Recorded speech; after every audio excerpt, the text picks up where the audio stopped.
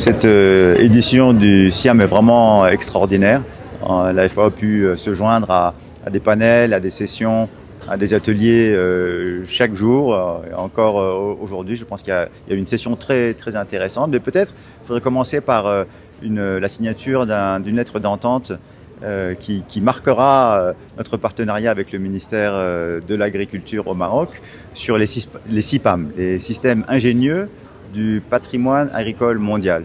Donc c'est une certification en quelque sorte qui a été créée par la FAO il y a une quinzaine d'années et qui vient reconnaître des territoires qui sont réunis et qui sont reconnaissables par des types de production qui seront basés sur des connaissances accumulées par nos ancêtres pendant des siècles et des siècles et qui aboutissent finalement à un produit qui est apprécié, qui est vendu, qui est commercialisé et autour duquel tout un ensemble de moyens d'existence façonne la vie dans des zones géographiques bien délimitées.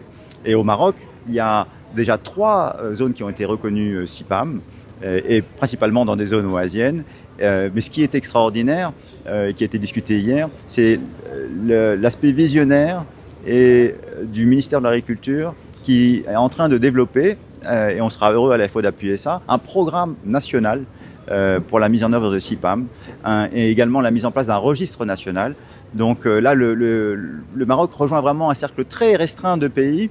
On peut mentionner la Chine et le Japon qui sont parmi les pays les plus avancés en termes de SIPAM.